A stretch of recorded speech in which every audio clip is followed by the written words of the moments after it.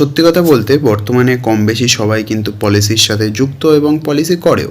প্রতিটা ঘরে ঘরে এলআইসি সবাই একটা দুটো করে কেউ না কেউ করে, ইন্ডিভিজুয়াল হোক বা ফ্যামিলি ওরিয়েন্টেড হোক। যত উন্নত হচ্ছে তত কিন্তু হেলথের দিক থেকেও অর্গানিক জিনিস আমরা কিন্তু ততটা কনজিউম করছি না। স্বাস্থ্য কখন কীরকম হয় সেটা কিন্তু আনপ্রেডিক্টেবল। রিস্কটাকে সিকিওর করার জন্য বা রিস্কটাকে ট্রান্সফার করার জন্য আমরা কিন্তু কম বেশি পলিসি করি, ইন্স্যুরেন্স করি, টার্ম প্ল্যান নিই এবং বেশিরভাগ মানুষই এলআইসি, যেটা অবভিয়াসলি গভর্নমেন্ট এবং সকলেই সেটা প্রেফার করে। তো সেখানে সবাই একসাথে সেটা করে এবং অবভিয়াসলি সেটা একটা ভালো বিষয়। বাট তাছাড়াও বিভিন্ন ধরনের প্রাইভেট কোম্পানি যেমন ম্যাক্স লাইফ, আদিত্য বিড়লা সান লাইফ, টাটা, বাজাজ অ্যালায়েন্স, বিভিন্ন ধরনের কোম্পানি সেখানে রয়েছে। লিডিং কিছু 2-3টে কোম্পানি রয়েছে যাদের পরিষেবা ভীষণই ভালো, ক্লেম সেটেলমেন্টও কিন্তু অসাধারণ, যেটা কিন্তু আমি কিছু জনের কাছ থেকে সেই ফিডব্যাকটাও পেয়েছি। অবভিয়াসলি নেটে বা আর্টিকেল তোমরা পড়লে দেখতেই পারবে এবং নিজেরাও যদি রিসার্চ করো তোমরা জানতে পারবে যে পরিষেবা তাদের কতটা ভালো। হসপিটালের সাথে হোক বা ফিউচার ওরিয়েন্টেড মানি প্ল্যানিং হোক, ফাইন্যান্সিয়াল প্ল্যানিং, সেখানে কিন্তু তারা সাধারণ মানুষের যেই প্রবলেমগুলো সেগুলো কিন্তু ভীষণভাবে তারা টেক কেয়ার করে এবং যথেষ্ট রকমভাবে সেই সার্ভিসটা প্রদান করে। বিভিন্ন ধরনের ট্যাক্স বেনিফিট পাওয়ারও কিন্তু প্ল্যানিং করি এবং ট্যাক্স থেকে আমাদের বাঁচাতে সেখানে আমরা বিভিন্ন ধরনের পলিসি সেখানে নেই। ছোটোবেলায় যখন বাবা দাদুরা বলতো যে আমাদের টাকা ব্যাংকে রাখতে হবে বা ইন্টারেস্টের কথা আলোচনা করতো, তখন আমরা ভাবতাম যে আমাদের টাকা, বাবা দাদুর টাকা, তারা কেন ব্যাংকে রাখবে? ছোটোবেলায় এরকম কোশ্চেন আসতো, তারা নিজেদের টাকা নিজেদের কাছে কেন রাখবে না? তো আস্তে আস্তে আমরা যখন বড় হচ্ছি তখন সেই জিনিসটা বুঝতে পারছি এবং পেরেছি যে সেই জিনিসটা, সেটা একটা ফ্লোয়ের মধ্যে, যেটা ক্যাশ ফ্লো বা মানি ফ্লো, দেন ইনফ্লেশন, ইন্টারেস্ট, দেন কম্পাউন্ডিং, আস্তে আস্তে আমরা কিন্তু সবাই জানতে পারি। এই ফাইন্যান্সিয়াল প্ল্যানিং করতে গেলে এই ফাইন্যান্সিয়াল কোম্পানির যারা যেগুলো টেক কেয়ার করছে তাদের অবভিয়াসলি তাদের কাছ থেকে অ্যাডভাইস বা তাদের সাহায্যে বা তাদের সাথে সেই স্কিম বা প্ল্যানের মাধ্যমে আমরা কিন্তু আমাদের মানিটাকে সিকিওর করতে পারি এবং ফিউচারে ট্যাক্স বেনিফিটও পেতে পারি। সেকশন 80C এবং সেকশন 10 অফ ক্লজ 10D, যেটা ট্যাক্স বেনিফিট পাওয়ারও কিন্তু সুবিধা রয়েছে।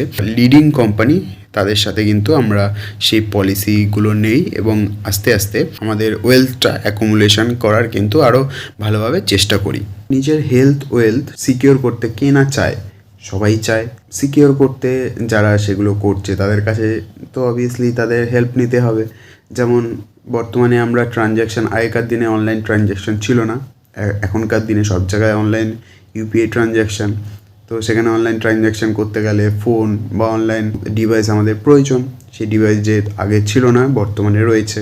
তো তেমনই বর্তমানে যেগুলো নেই ফিউচারে সেগুলো আসবে এবং ফিউচারে সেগুলোর ব্যবহারও কিন্তু তেমনই আমরা হ্যাবিচুয়াল কিন্তু হয়ে যাব।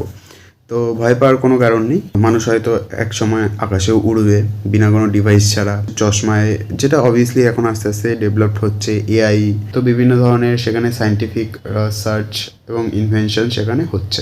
তো যাই হোক, তো আমরা আসি ওয়েলথ অ্যাকুমুলেশন বা ফাইন্যান্সিয়াল প্ল্যানিংয়ের কথায়। তো কিছুদিন আগে আমি দেখছিলাম যে কীভাবে আমাদের ফাইন্যান্সিয়াল প্ল্যানিং করলে বেটার হয় এবং কীভাবে আমরা ফিউচারের জন্য টাকা বা কোথায় সেটা রাখলে ম্যাক্সিমাম রিটার্ন আমরা পাবো, যেটা হবে গ্যারেন্টিড অবভিয়াসলি। অনেকেই, তোমরাও হয়তো সেই ফাইন্যান্সিয়াল প্ল্যানিং করো যেখানে ফিউচারে কী করে কোথায় ইনভেস্ট করলে মানি গ্রো হবে এবং কম্পাউন্ডিং হিসেবে সেখানে ট্যাক্স ফ্রি, ট্যাক্স বেনিফিট একটা অ্যামাউন্ট কিন্তু সেখানে পাওয়া যাবে, যেটা কিন্তু রিসেন্টের থেকে অনেকটাই বেশি হবে। তো সেদিক থেকে দেখা গেলে বিভিন্ন ধরনের সেখানে দিক রয়েছে এবং বিভিন্ন জনের বিভিন্ন মতামত রয়েছে সেখানে, নিজস্ব ইন্ডিভিজুয়াল ব্যাপার। আমাদের এডুকেশান হোক বা বাড়ি হোক, গাড়ি হোক, বিভিন্ন ধরনের অপশান রয়েছে। ইন্স্যুরেন্স কোম্পানি মানুষের পরিষেবায় বিভিন্ন রকমভাবে তারা সহযোগিতা প্রদান করে এবং মানি সেভিংসের একটা কিন্তু ডিসিপ্লিনও তৈরি করে, যেটা কিন্তু মানুষের সাথে একটা স্ট্রং বন্ডিং তৈরি করেছে, যেটা ট্রাস্ট ওয়ার্দি।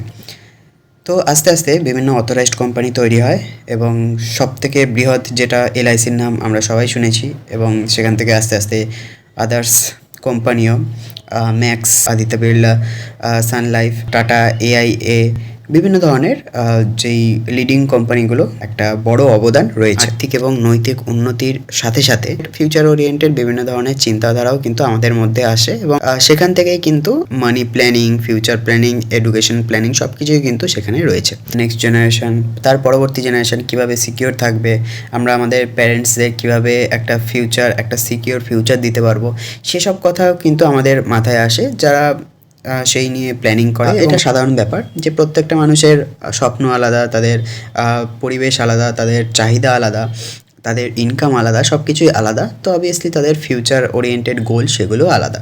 তো আমরা যখন মানি সেভিংসের কথা বলি তো সবার ফার্স্টে যেটা আসে সেটা হলো ইনফ্লেশন, দেন ট্যাক্স, সব থেকে বড় যেটা কিন্তু মানুষের কাছে এখন একটা চিন্তার বিষয়। ইনফ্লেশন দিন দিন বাড়ছে এবং প্রাইস, সেই টাকাটা যদি আমরা নর্মালি রেখে দিই তাহলে তার ভ্যালুটা তো কমবে। আমেরিকার যে ডলার সেটার ভ্যালুটা যেমন আপ ডাউন করে, বাট ইন্ডিয়াতে সেরকম কোনো সিস্টেম নেই। যেটা 50 টাকা বা 100 টাকা সেটাই থাকবে। বাজার মূল্য, জিনিসের দাম, পণ্য, যানবাহন খরচ সব কিন্তু আস্তে আস্তে বৃদ্ধি পাচ্ছে, যেটা কিন্তু ফিউচারে ইনফ্লেশন দিন দিন কিন্তু বাড়ছে। সেই চিন্তা সব দূর করতে এবং মানুষকে আরও সুবিধা দিতে সেই সব কোম্পানি মানুষের কাছে কিছু পলিসি নিয়ে আসে, যেমনটা আগেকার দিনে রাজা বা জমিদারদের সাথে সাধারণ মানুষের চুক্তি হতো, সেরকমটাই মডার্ন ওয়েতে সেখানে পলিসি হোক বা স্কিম হোক বা বিভিন্ন ধরনের চুক্তি বা নথিপত্রের মাধ্যমে সেখানে কিন্তু অথরাইজড ওয়েতে যেটা বলে দেওয়া হয় যে এটা গ্যারেন্টেড, এটা নন গ্যারেন্টিড, এখানে রিস্ক আছে, এখানে রিস্ক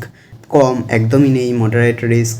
তো বিভিন্ন ধরনের সেখানে কিন্তু প্ল্যান আমরা দেখতে পাই। তোমরা অনেকেই হয়তো সেখানে প্ল্যানিং করছো এবং রিসেন্টলি আমিও প্ল্যানিং করছি যে কিভাবে বা কোথায় টাকা ইনভেস্ট করলে বা কোন পলিসিতে আমরা ইনভেস্ট করলে সেখানে ফিউচারে গিয়ে একটা ভালো এবং গ্যারান্টিড রিটার্ন সেখানে আসবে, এবং যেটা অবশ্যই ট্রাস্টেড এবং অবভিয়াসলি ট্রেডিশনাল ওয়েতে সেখানে যাবে, একদম অথরাইজডভাবে সিকিওরলি থাকবে সেটা।